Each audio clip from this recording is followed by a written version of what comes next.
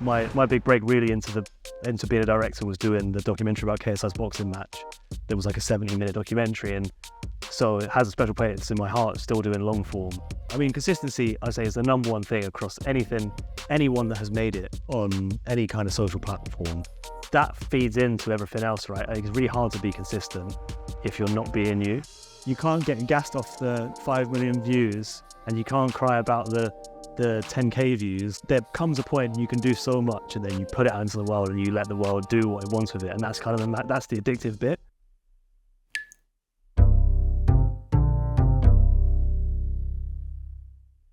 Welcome to this week's episode of the Content Mavericks. I'm Jay from Too Fresh, and I'm here with Jack from Social Advantage, and I'm really excited for our guest this week. We have one of the UK's most exciting young directors who truly is a content maverick themselves, and that is Ben from After Party Studios. Welcome to the show, Ben. Thank you for having me. Appreciate it. As I said when I came in, when you guys called, I had to turn up. I couldn't refuse it. You gave me my start in here, so it feels great to be back around chatting about it.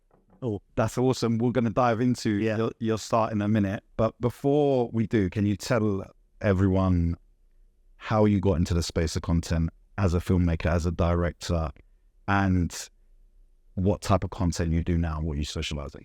Yeah, I mean, it's probably random. I think like anyone that you speak to in the film industry has like a route, a completely unconventional, like different. Everyone that I speak to is like, could never look back and connect the dots of how they ended up here, which I think very much is the case with how I ended up here. Obviously, like I said, like I alluded to, that my first ever bit of work experience when I was 15 years old was with Too Fresh.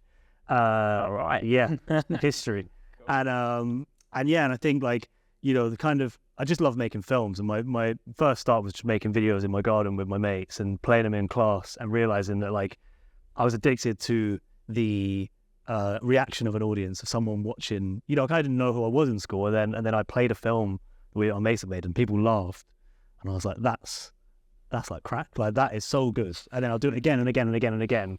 And I think that's what you have to love the film industry to be in it. It's a at times thankless and grueling industry to be in, and it's long hours and you know, you have to at the end of the day sit back and be like, that was fun, even if it was a really horrible day.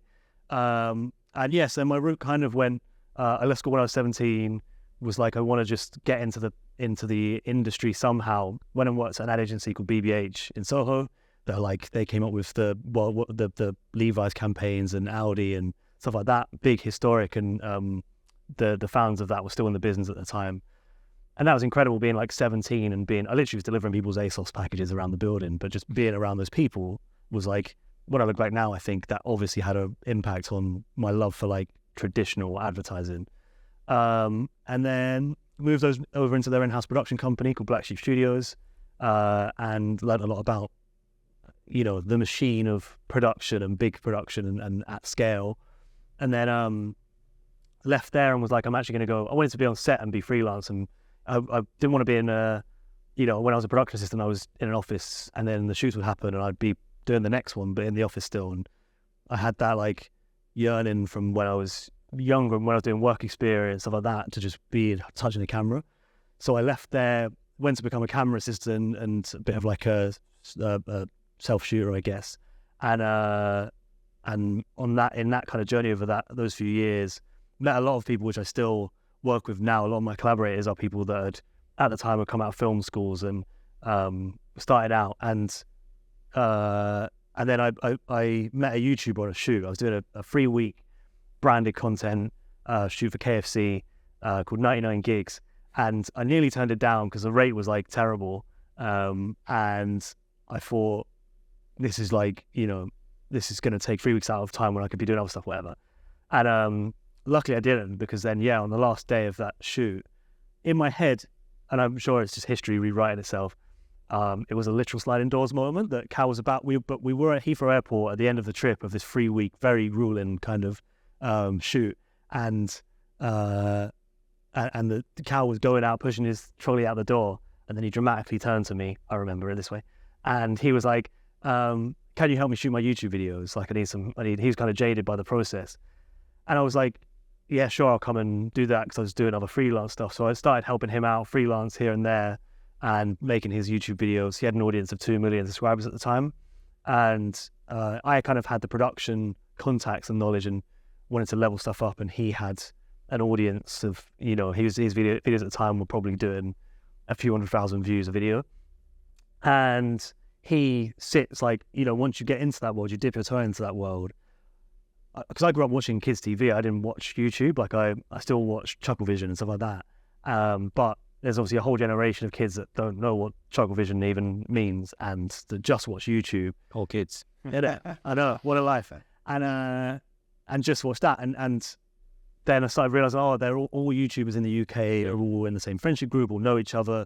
Your KSIs and Sidemen and literally everyone are all kind of in the same ecosystem. And so then all his mates started trying to hire me if they wanted to do something that was a bit more like elevated, like a documentary or a short film or a skit or whatever.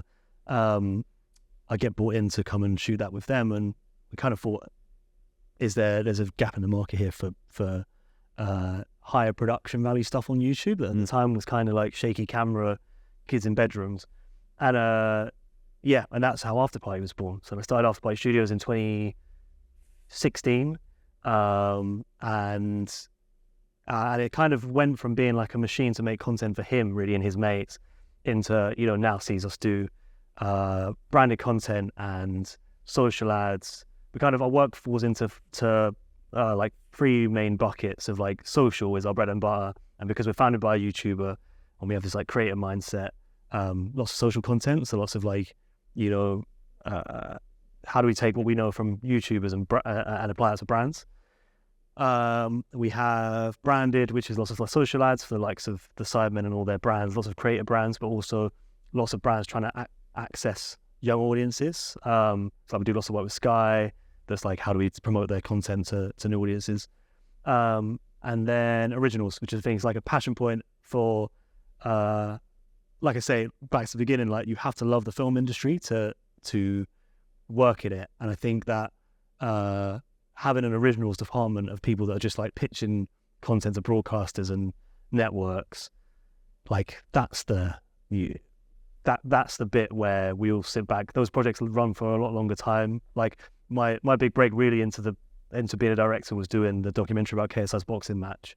There was like a 70-minute documentary, and so it has a special place in my heart still doing long form and trying to crack that. And I think that there's a real opportunity moving forward of how how's that long form stuff going to exist in a world where everything's so short form and where broadcasters have run out of cash, they need advertisers to come and fund their programming, is a whole world in itself. Sorry, that's an incredibly long answer to how we ended up here, but it's been a long 14 years since we last met. No, I mean, Crazy. What a story. I mean, so we go back, you was how old when you done your work experience with Too Fresh? So I was 15 when I did my first week working with John. I remember you was the first person to ever do work experience for us anyways. So that was a first for us. Obviously at that time, me and Andy could see the talent there. So it was more than the talent, was just your appetite to learn. Like even as a young teenager, you were asking about all areas of production, and you was helping out with everything. You were helping us on camera, you was helping with a bit of editing, you was helping even with conceptually on stuff as well, from what I remember. So that always stayed with me. And how has your creative process changed in that long period of time? I mean, you've got experience from doing, like you said, feature film documentaries that have been on Amazon Prime and had big premieres, to doing 60 seconds ads that have recently been on Sky, etc. Yeah. Has your creative process changed, and do you still have that appetite to learn like you did all those years ago doing work experience for us? Yeah, for sure. Like, I think it's when I think back to, fair play to you guys. I found the email, the first email I sent you guys, literally being like, it says in the email, I make films and TV programs. And I was 14 at the time I sent that email, which is hilarious. So thanks for taking me seriously. I appreciate it. But yeah, no, absolutely. I think that you have to stay inquisitive in this industry. You've got to learn and roll with the times. Like, it has evolved so much even in kind of the 8 years of running Afterparty, and it's unrecognizable from when it first began. And it's about to have a seismic shift with AI and how that's changing things. And I think that you have to have a hunger for new styles and new stories and it's ever evolving. I think like your creative approach is you assimilate like everything that's around you, and I think that's why when you go on holiday you come back and you have great ideas, is because you've gone and seen another culture and how the world works, and walk past a poster or a person having a conversation, or like I write my best ideas on trains because I listen to the people around me and soak it in, and then they become a character or whatnot. And I think it's just about like being open, being non-precious about ideas as well. Like what I love about the film industry is like that if you want it to be, it can be really collaborative and really like an idea can kind of come from anywhere, and that's a really important thing. Is like democratizing the that process. Like in the office, if there's something, if we're working on something like that, the Luke Littler darts had that I just did. And so it's for a cereal brand, and I'd come up with this idea and was like, how should it hit a 180 or should it hit a bullseye, or like what is synonymous? What's the audience going to understand as like being a great shot? And like that was a discussion for 15 minutes in the office of being like, and it's all the better for it, and sharing edits. And I'm not the kind of director. I think historically directors were, my way or the highway. There's a reason why I'm here. I am God, and you will do as I say, like minions, go on and make my dreams come true. And it's just no one likes working with you when you're like that. And the stuff's worse for it, because like some of the best projects I look back on in my career have taken an absolute left turn because someone made a comment that maybe not even meaning to like send me there, but has steered it that way. So I think my process is probably, and it's a bit of ego, it's getting over yourself of like, I think you can fall into the trap of like doing the Defeated documentary when I was 21. I think you can start being like, you get a God complex. You can think like, well, I've nailed that, and so now I'm going to nail everything else. And it's being like, well, no, film is about experience, it's about shared lived experience, and the best stuff. I love comedy, and the best comedy I think is out of like your phone shots and obviously In-Betweeners and Big Boys is on Channel 4 at the minute, like shows like that where I think are clearly out of a bunch of really clever, creative, collaborative people coming together and sharing ideas and making something that is so true and honest to everyone, not just one person. Is it more to do with having your finger on the pulse? So you're saying like those comedies you mentioned, they're all quite close to the ground in terms of, being at school and like stuff like that. Is like, so I'm wondering, does your creative process when you're given a brief, is it like, okay, how can we capture attention, but also do it in a way that everyone's going to understand it? Is that something that comes into it? 100%. Like I think that I turn down a lot of jobs where I think I don't have, doesn't speak to me. Like I should not make this because I'm not going to do a good job, because I'm going to go in and completely, if I was to do it, I'm going to make a bunch of like assumptions that are based on my context of coming into this piece of work. And sometimes that can play to your advantage because there's a lot of comedy is that. But I think, for sure, like as a production company and as a director, they're like, you make your money off of being relevant, like staying in that. I will never leave behind the YouTube world, no matter how I have aspirations to go and do whatever, adverts and films and stuff. But my relevancy is controlled by being in this conversation. And I love like the conversations I have every day with YouTubers and creators on the platforms that we're making content for. I then take that and go and be like, okay, how do I distill that? And because ultimately, like if you think about YouTube and TikTok and all these different platforms, they were designed not for Nike to speak to you. They're designed for me to speak to you. Like, and if I go and be, really good point. Yeah, and if I go and speak to you like I'm a brand, you're instantly like shut off from that. And I think even more so, like I think we're about to go through like a big, even more like a lean towards content that is really authentic, really long form, and based in truth rather than in like make believe or hype. I don't know if you saw Mr. Beast like last couple of weeks ago. He tweeted being like, slow your videos down, because he's obviously got a style of editing that's like relentlessly fast paced. And he basically came out and was like, he sees all the data in the world. He's got in YouTube senses, right? Like he can see every single demographic because he's watched by so many hundreds of millions of people. And if he's seeing that, then that probably says something about the market. And he also has the power to shift them that himself. And I think that everyone is so overstimulated by the like fast, crazy editing that now everyone's gonna go the other way and be like, I want to see the more uncut version of stuff like this, I guess. Like it's content like this that I think you can't hide behind clever editing in a long form piece of content. I think you need to, as a brand, you need to be able to do this. You need to be able to do both. I think you need to be able to do the fast and the slow stuff. That's interesting. I think if you're consuming a piece of long form content, obviously your attention has been there for a while, so you notice more.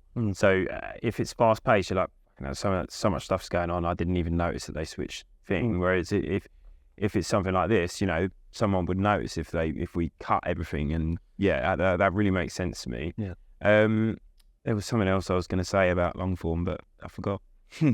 That's the big one, long form. It's a good point of what you're saying about.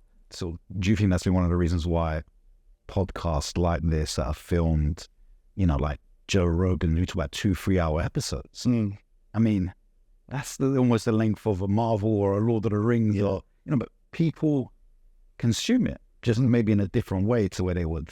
Yeah. So you said you see some interesting things happening with long form and AI. What's your feelings on that, or what sort of, do you have any data or research that actually I can see this going in that direction? On the long form bit or the AI bit? Long form. Right, either sort of long form and how AI is going to sort of disrupt how we consume content. I think that long form, I think it's just an authenticity thing. I think that the world is really shifting, really cares about that. And I don't really know how brands do that yet. I kind of think everyone's figuring out that challenge. But I think coming across as really authentic is going to become more important than ever before. As a trusted lower. Yeah. Because that's AI. Yeah, you don't know what to believe. Yeah, for sure. So I think like, there's definitely seeing a shift in that. And in terms of AI, there's an interesting debate going on in the commercials world at the minute. So this week, an Under Armour advert has been, Under Armour have taken one of their adverts, got another director to basically remake like an AI version of relicense that footage of Anthony Joshua in. And it's blown up in amongst the like commercials industry because everyone's like, it's essentially like a turkey voting for Christmas. Like, why would you take that job? Why would you go and take, that should probably cost £1 million. And this new piece of content probably costs like 200K with licensing his Anthony Joshua's likeness again. And it's an interesting debate that me and my mates are having about like, who do you blame in that process? Because like the director's just taking a job. Like, I can't blame you in the current climate of taking a check.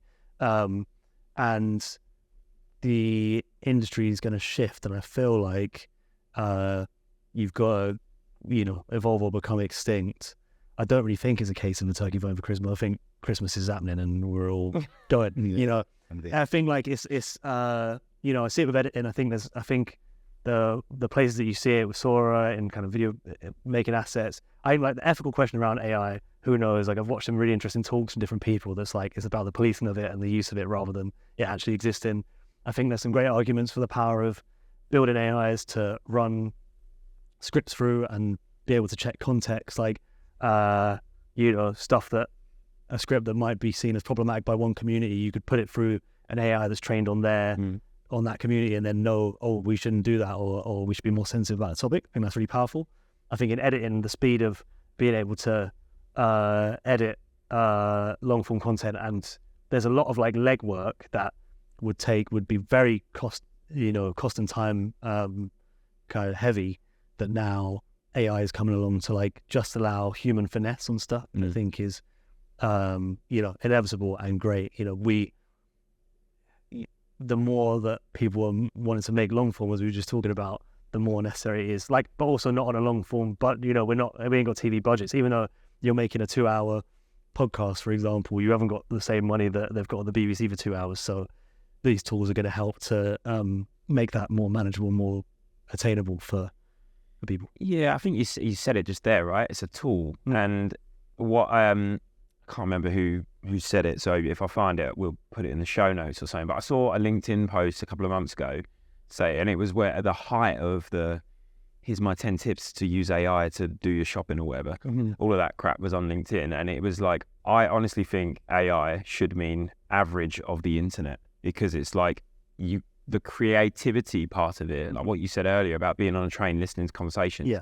It can't do that.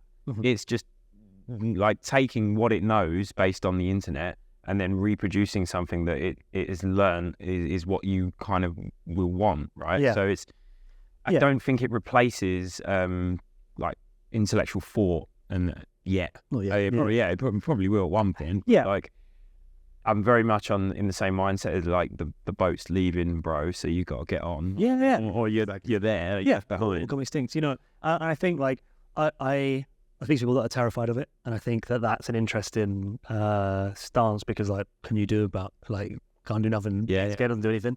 But like, I think you know, I find ChatGPT. I've used ChatGPT every day. Like, you know, I build my treatments as the ability as a director to be like, often you're dealing as a director with people in non-visual jobs where you close your eyes and can you see an apple? Can you not see an apple? That thing.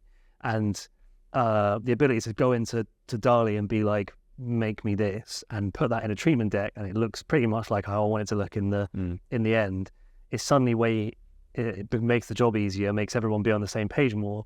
And also doing the creative work, what I'm finding big success in at the minute is doing like, so I'll write a script, say, for an advert, and then I'll be like, help me write the production design brief for this. And I've done the creative work, I've said what it is, and AI is just very good at being able to put into words what am I meaning here, or what's the casting brief, or what am I alluding to from context, and also over-explain stuff that I make logic jumps as a director, because I'm like, well, everyone knows that you light it like this, or you do that, but AI doesn't take that logic jump, and it goes, the lighting will be like this, and I wouldn't have even bothered to put that in, but it does help explain.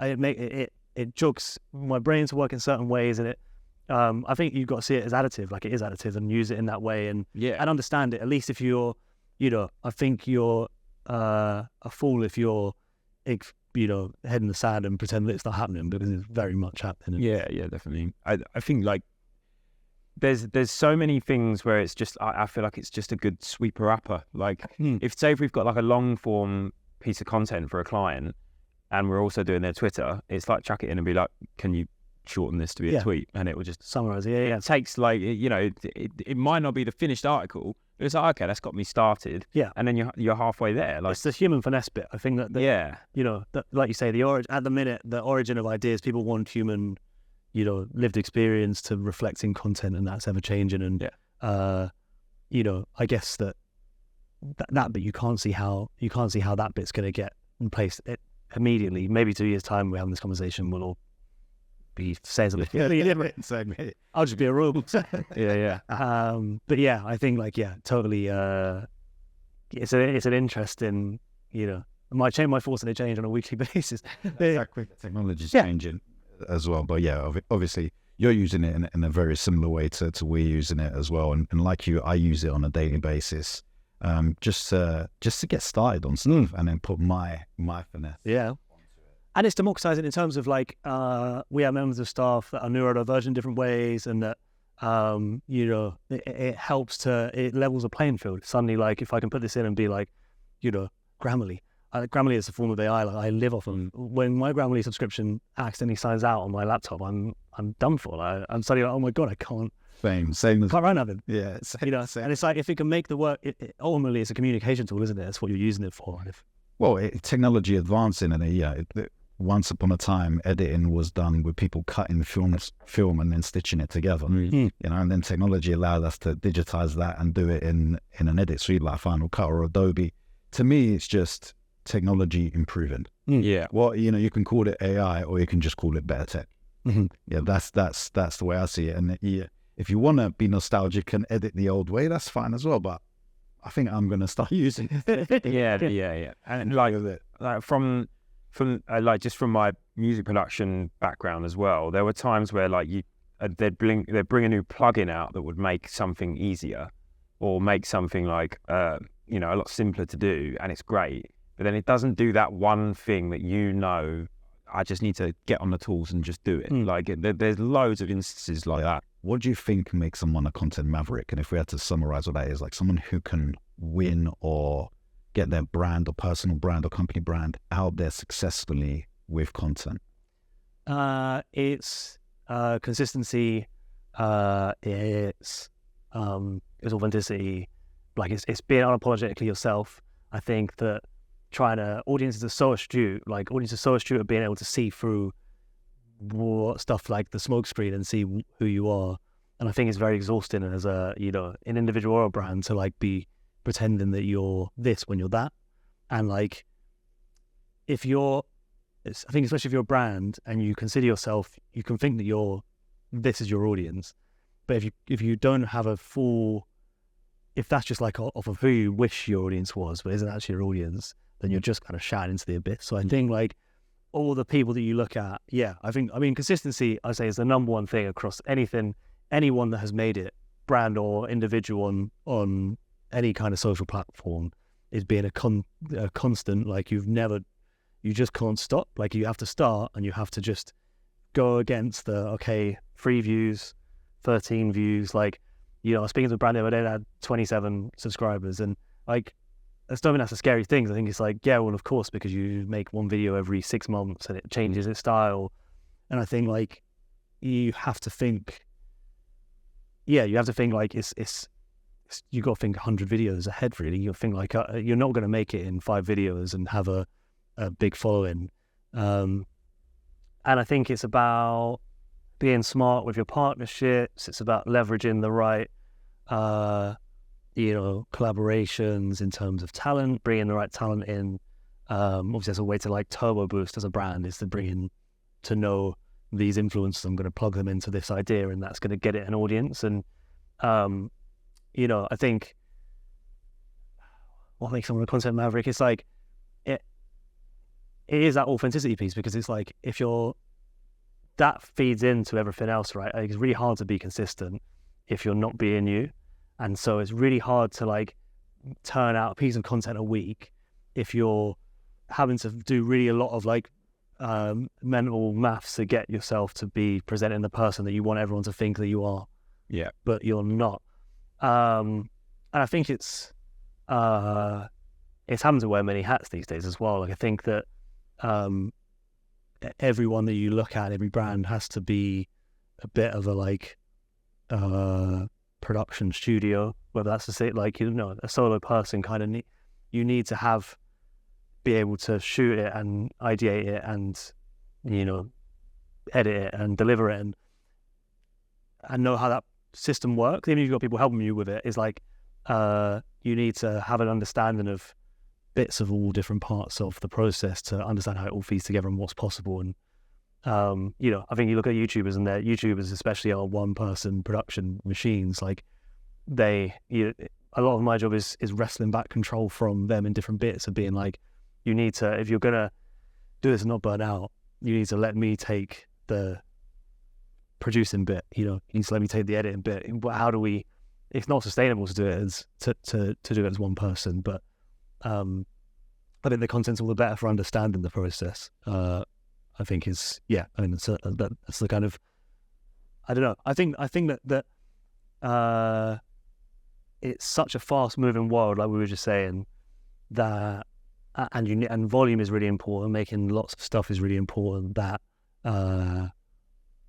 having an ability to be really flexible and be like, okay, this thing has come up. How do I jump on that trend? How do I jump on that? Oh, if opportunity has come up, how do we go and shoot something there? Everything's really quick and fast compared to how it used to be in the film industry years ago. And I think that also not being willing to like adapt and change and depending on the scenario of what it is, just because content is king, like that's ultimately it. Like knowing that piece of content ends up on that platform and being out is the most important thing, because you can just get lost in, you can spend forever ideating and never get to make the thing, or can spend forever in the edit. You can spend 6 months editing a 10-minute video. I don't know, some YouTubers do that, and that's not going to give you the consistency and all the other bits. And the trend has moved on, the time's moved on. I think that's something you said there is really, really good. So it's hard to be consistent when you're not being authentically you. That really speaks to me, because it's like I've got to become this character in order to create that content. Whereas if you're just being yourself, it's just like, yeah, bro, I'm here. Like, And I think it's also just in remembering that content, the bit, like, there are many, the stage is the point of making content. The decision of who you are as a brand should have been made in a very different piece of work. This is not the place to be deciding who I am. That needs to have happened in your brand positioning. And if I can't come into a brand and look at that and be like, I understand exactly the type of content that I would make, then we're not going to fix that by making you a video. We're going to fix that by going back a step and looking at the strategy of why we're doing this and how we're doing this. I think it's really, because sometimes especially in the world now where the line between agencies are going, and the lines are kind of blending between production companies and that agency bit of work, is like you can lose the bit that's like really good strategy needs to underpin content.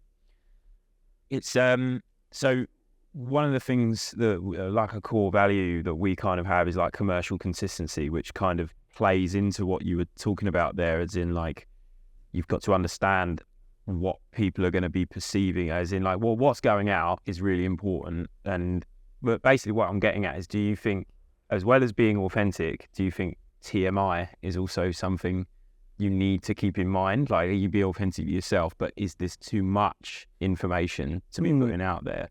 And could it be perceived in the wrong way? It's funny you asked me this on a podcast. I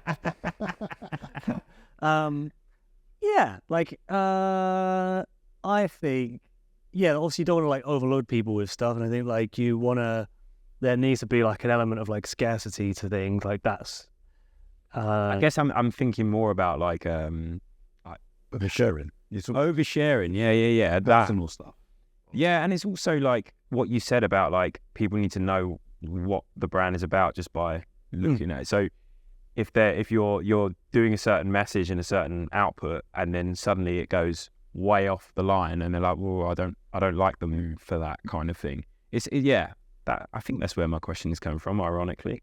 I guess it's the thing of power of I think like capturing that kind of stuff, and like that's the editing process, isn't it, really? I think is like the ability to have restraint and look at something. And I think there's also like a very relevant point there in terms of like just because you make something, it doesn't mean you have to share it. Like you can make a piece of content and then be like, this doesn't quite fit with what I'm trying to do, or it just didn't work, and that's fine. Like this content is the benefit of digital cameras and AI editing tools and whatnot means that like you can very quickly be able to look at something before it's finished and be like, is this working? Yeah. And don't get caught up on trying to make it work. Sometimes it just doesn't work. And that's a lot of what as well with YouTube is a lot of trial and error. Like that's what we've learned from working with creators is the ability to like, when you work with brands, obviously brands and they're teams of people and there's a lot invested, and by the time you're making something, it's often 2 months down the line from when I think there's a lot of time and effort and money and stuff like that,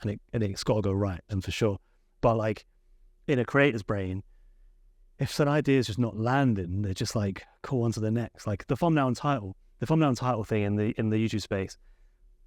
I've seen videos I thought, like, this is going to break the internet, just get scrapped because we couldn't think of a thumbnail and a title. And if no one's going to click on it, you might as well not make it. If the thumbnail and the title doesn't make me intrigued and think I want to click on that and I want to learn something because there's going to be a value exchange, then.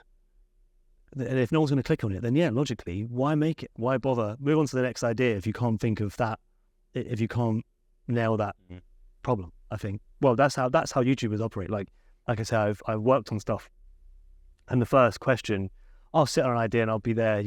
I'll sat there in the bath the night before, and I thought, that's it. I've cracked the brief, and I'll go and pitch it, and they'll be like, cool. What's the thumbnail and title? I'll be like, okay, it's and then you're like, cool, on to the next, and it's just. You have to be that ruthless because that's how ruthless the audience are. Like your click-through rate, you go on your YouTube homepage or on Instagram or TikTok or whatever, like you get a fraction of a second to like get someone's attention, and it has to be that thumbnail's got to catch my eye, and then I've got to read the title and I've got to think, oh, like I could learn from that, or like, I could replicate that, or I've got that thing, or I wonder like I wonder what the answer to that question is that they're posing in that. That's so true. Title. Can you tell us about a time, Ben? Obviously, you've had incredible successes with your videos getting thousands and millions of views. Can you tell us about a time where maybe you had a concept that you were certain was going to be amazing and you missed the brief or it didn't work, and just what you learned from that process? Yeah. I mean, the biggest story that I come back to time and time again was a short film I made for KSI, and we just missed the mark with the script. It was too ambitious and too avant-garde and whatever. And being Ed the writer, kind of like put everything into it. And then JD was just like, "This is shit," and it was like, it was like it you know, I can, but the thing is like, you can't have that define you. Like, you can't have a hit every time. I'm a genuine believer in like that if everything's just constantly going okay, then you'll just operate in a very mediocre, safe way. And it's all about like iteration. Like, that's the great thing about the internet, is that you're allowed to go again. Like, you get a second chance to come back and tweak something and try it. And like I think all the time you'll be working on something, and we're not afraid. I try and build a company culture of people around me that are like, the ability to like turn and be like, okay, that's not working. Like, that it's either not connecting with the audience, or it's not connecting with the talent that are in it. Working on projects at the minute where we were pitching a certain style of content idea, had a call with the talent were like, not sure, I don't know if that aligns with my brand personally. And so then, rather than being like, well, next talent, is I'm like, well, we should learn something from that. Why is that? That they're very in touch with their audience. Failing forward. Yeah, and so let's just pivot and go here, and we've landed on an idea. And the easier, safer, logical business person would be like, just like the idea was almost away, and the client was bought in, and so you just get it across the line. But I think you win respect from your clients and from talent and from people for being flexible and being like, ultimately I want to make the best thing. And that's and the craft is really important. And that kind of like, here's my checklist, and it needs to tick a lot of these boxes for it to end up out in the world. And yeah, I think the ability to like make mistakes is completely, entirely natural and inevitable. And it's scary. I totally understand, as a brand, you're like, but we've put money into this and whatever, but none of these YouTubers would have been had their, which I think a lot of brands look at influencers and think, how do I get that for my brand? Like, how does a brand become like that? Or your TikToks and your Duolingos, famous TikTok pages that are very good at audience and community management, and they're all doing brave, scary stuff that like, you're like, that someone somewhere has had to put their neck on the line to their boss and be like, I think this is going to work. And for everyone that does work, there's probably 100 that doesn't, that's tried to do the same and it hasn't worked. But it's the worst that can happen. I mean, there's so much to gain. I mean, there's so much to be gained by being brave and doing something to stand out online. And yeah, you might as well shout into the abyss if you're just going to copy something else and do something that's plain and bland. Yeah. Jay's question has opened up a raw piece of my heart. So I used to play in a band, and we used to spend a lot of time on tour. And obviously, when you're on tour, you've got to sell shirts to make money to get to the next show. And so we would like kind of design the shirts, and there would be times where I was like, that shirt is sick, I'd wear that, that's going to sell. Like, and then you'd be at the show, stand behind the desk, and I've still got thousands of them under my bed. Yeah. And the one that you thought was shit is like, you can't get enough of it. Yeah. It's a bit like that as well, though, right? Sometimes you might think the one that you think's going to do well doesn't, and then yeah, the one that you thought, let's just put this out, see if it works. It's like, wow, that one's got an incredible one. 100%. There's ideas, and there's no rhyme or reason to it. There's no like, there's stuff. I look at some of the work that I've done that has, in terms of like metrics, have performed the best. I did a trainer advert for Valentine's Day, and it was a joke of a script. Like, I wrote the script being like, this is just funny, I'd love to make this. I think that's like where a lot of my work comes from, just being like, I want to see this. And it did like 6 million views or something like that in the first few days. And we turned that around. We wrote the script. It probably was like a 2-week process from idea coming out of brain to being out in the world and getting those views. And equally, there's projects I've worked on for months that fade into obscurity, and because you can overthink stuff, or there's many different aspects, different things at play. You can upload something and the algorithm hates it, and through no fault of anyone's or the creators banging the thumbnail, the title, you've done everything, and you put it out, and the algorithm goes, not today, thank you. Or or there's like a football match on, or something you didn't know about. There's something, you've gone out against in a penalty shootout, and no one was on there for the first hour, and so your click-through rate, so the algorithm's gone, no one cares about this, and demotes it, and then that's the harsh reality of them's be the breaks. yeah, that's it. And you gotta, you can't get gassed off the 5 million views, and you can't cry about the 10k views, because there comes a point you can do so much, and then you put it out into the world, and you let the world do what it wants with it, and that's kind of that's the addictive bit, is trying to game the system and trying to be well, how do we try and manipulate the system to encourage more comments underneath, or get more likes, or get more view time? How do I get you to the end of this video? And that's the bit, the scientist bit, where you put on your, and you're how do I, who knows? I've had many conversations with many people where we discuss the inner workings of the algorithm, and everyone's superstitions, press upload and spin around 10 times, and that every time I've done that, it's never failed. It's that kind of I think the point is that you can do so much, and then there's a point where sometimes it will just bang. Sometimes you just upload something, and the algorithm goes, this is the perfect content for right now, for the perfect audience. It gets picked up by a few people, and it speaks to the truth of the culture of the moment, and it flies. I think do you think that relates to that early feeling you had in that classroom showing that video and being I'm working out what makes people like it?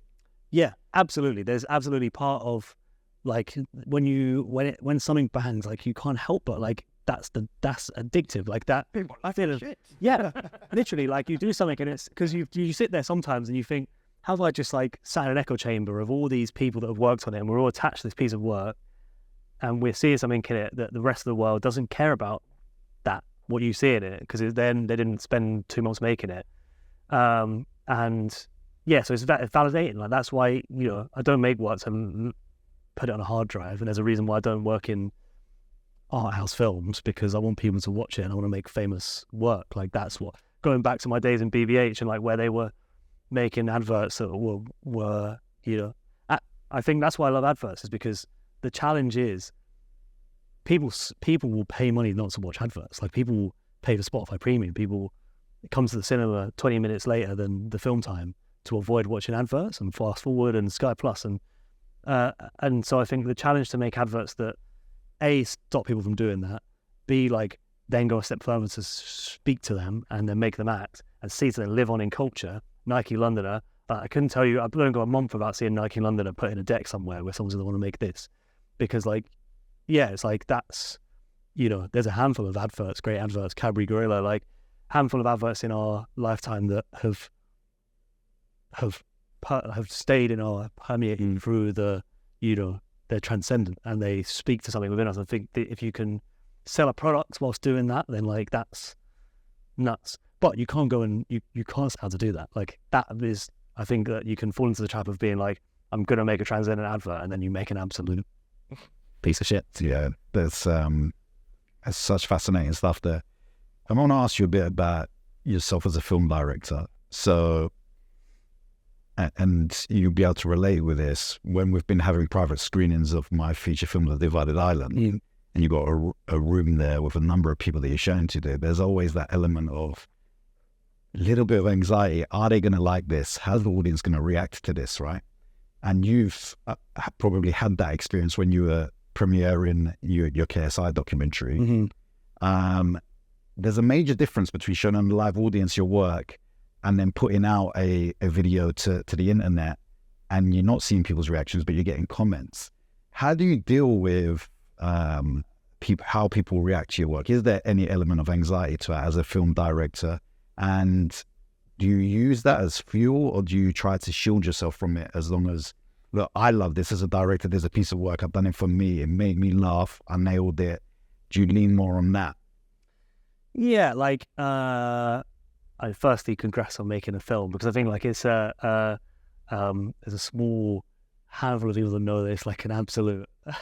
It's an assault. It's like a journey, like getting to the end of making a long form film, especially when it's such a like topic that's like close to your heart and so important. Is like it's difficult because there are so many challenges along the way that try to stop you from achieving what you set out to achieve. Thank you, man. And yeah, and showing stuff in front, putting any content out, putting any art out into the world is to stand naked in front of a bunch of people and say, "What do you think?" And that's never not terrifying. I guess I'm slightly numb to it now in the sense of that once you've had work that has done badly, work that's done well, you realize my mood cannot be swayed by this because I will live a very unhealthy and miserable life. And be able to disconnect yourself. Like we were talking about it, like me and my mates, of like, don't get lost in the source and don't get behind your own supply, and like, don't like get gassed by the 5 million views, because unless you're going to go and cry for equivalent amount of time when you read someone says this color grade is horrible, like, or like what were they thinking, or this idea is a miss or whatever. I generally don't read comments, just because, what do you know? Like, yeah, I have to believe to myself that I'm making this, like it's coming from I think that as long as I've got everything right in the process getting there, I'm making the best thing I can at the moment with the tools I have on offer, and that, like, you have no idea of the budget or the time constraint that I'm under to create this piece of work. Exactly. And the internet is once more and more, it's a machine that you've got to feed. So, yeah, I think like you have to get to a point where you do it for you and the brand and whatever you're doing. You're making something because it speaks to something inside of you that is a filmmaker. Mm. And I think it's why often you need projects as well outside of branded, paid work. Is like all of my director mates have got their short films they're trying to make, and do this to fund this kind of thing. Because yeah, otherwise, like, the work nowadays is so throwaway in the sense of like stuff exists. Even the stuff that I do that does well for a few days. Like it exists and then it moves on. Like I can't even remember what I made a year ago.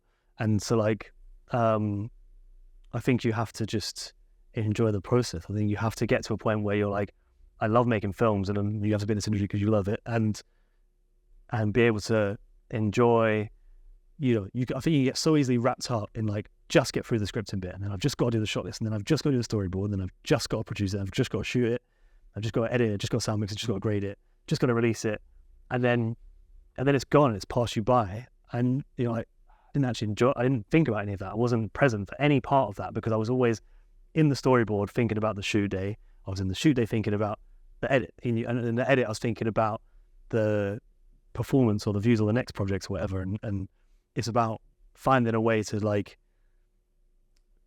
be able to be like, this is an amazing job. Like I think like I stand on set and I think what a privilege it is to be surrounded by people at the top of their game, all like hive mind, like all putting their heads together to make something that's greater than the sum of its parts.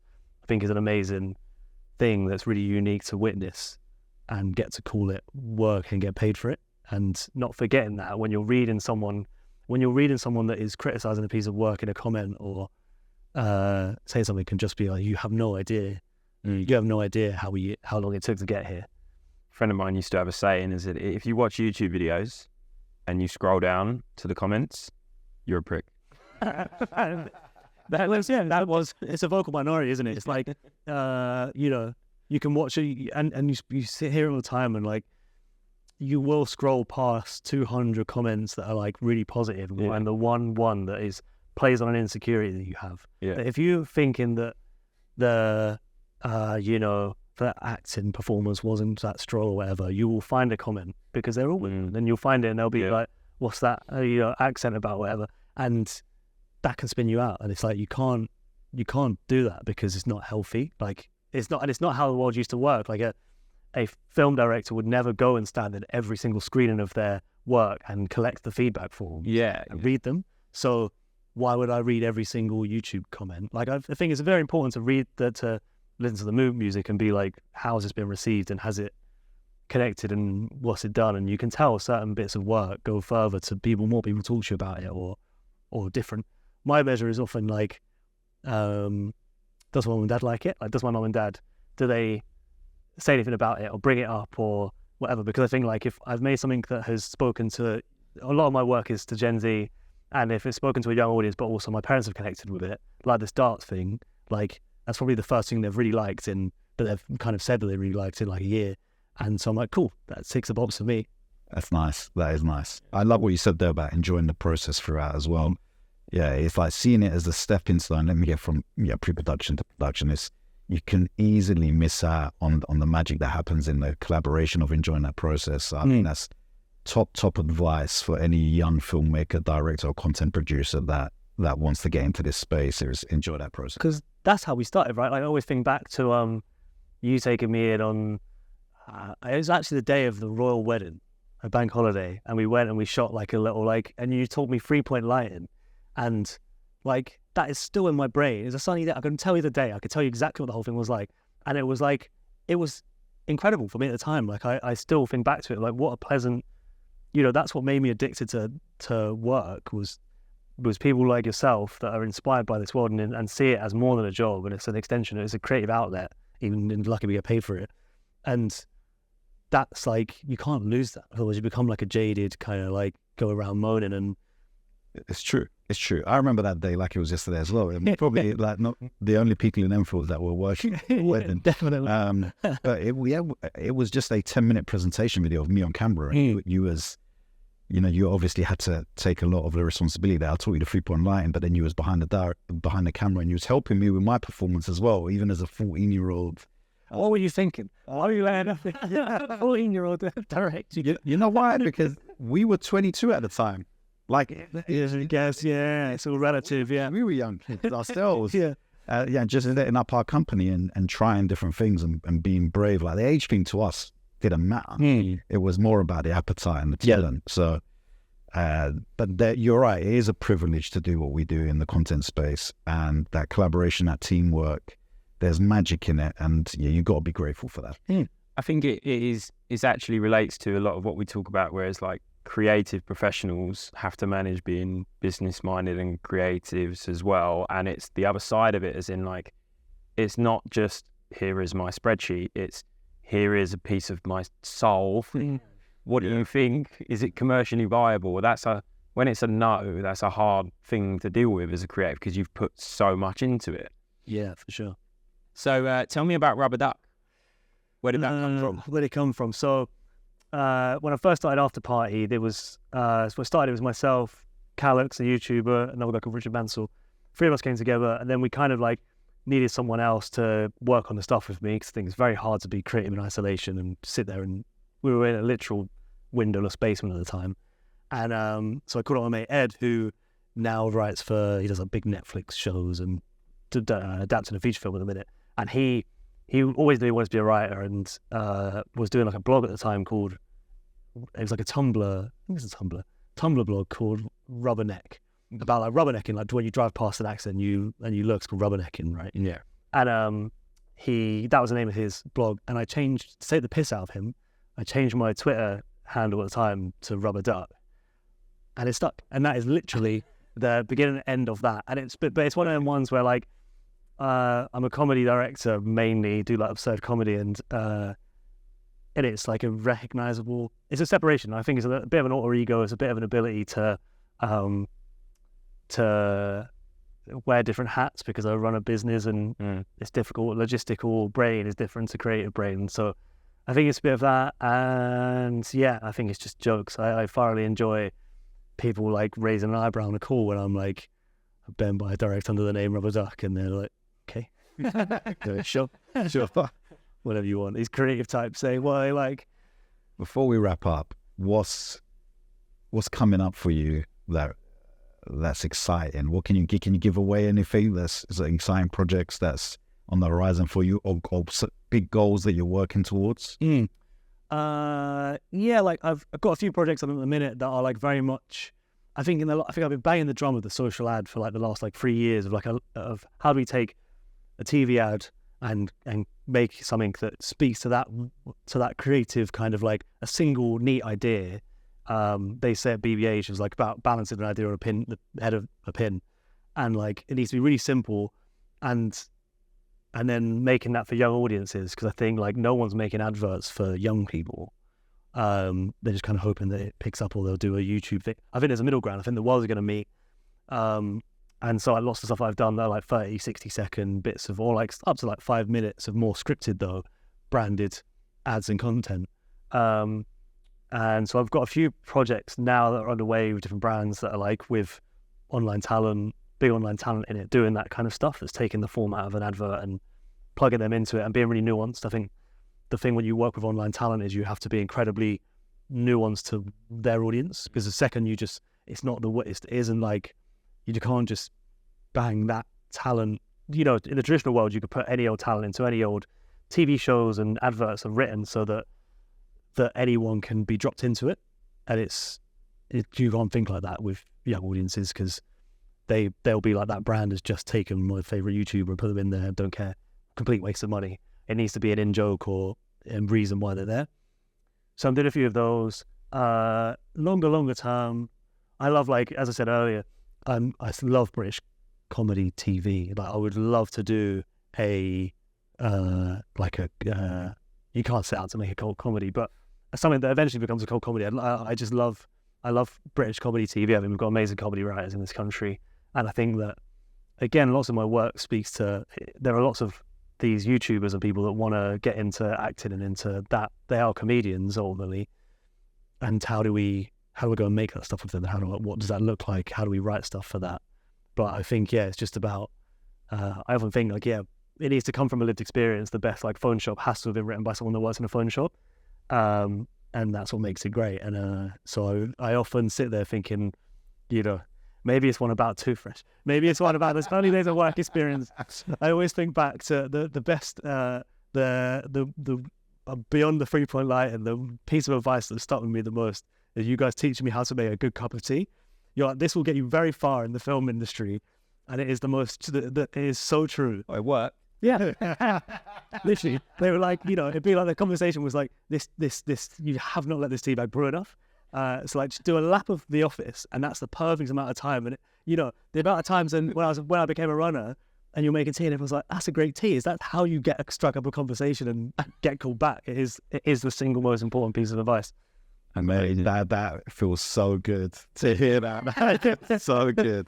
I remember that. We got taught that advice. Yeah. And that's that, our mentors said to us, just pass down the advice. Always someone keep mentoring. And I'm sure you mentor loads of people now as a business owner and a studio owner. So it is just that cycle of passing down the knowledge, right? Yeah. And I think that's super important. Like, for me, I'm also super conscious of where we grew up in Enfield, and that the film industry feels inaccessible to a point. Like, you guys made my access point. If you guys didn't exist, I wouldn't really know how to get a foot in the door and how to enter it and how to navigate it. And I think that's a really relevant.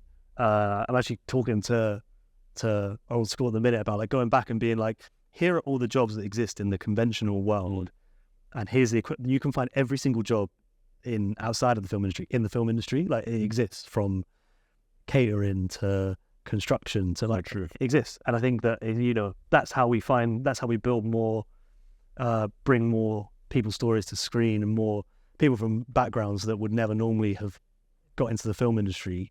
Like, how do you get people? We need those stories to be surfaced, and we need those people to be involved in the process of production and making stuff. And that's the only way to do it, is by passing down, holding the door open for the next people, in even bigger and more like inspiring ways, I think. Totally. So much value in this episode. I'm sure many people will have enjoyed it and learned something and got something from it. So Ben, massive thank you for sharing your knowledge, wisdom, and just your time today. Yeah, cheers, mate. Thank you very much for having me. It's been brilliant. Where can people find your content, connect with you? Instagram, I guess. I'm Rubber Duck with a V. You put a title like. Yeah, right there. But yeah, Eduardo, you just got to put it right here. Yeah, but yeah, other than that, After Party Studios and LinkedIn, anywhere I'm about. Awesome. All right, mate. Well, thanks, and we'll speak soon. Speak soon. Cheers, man.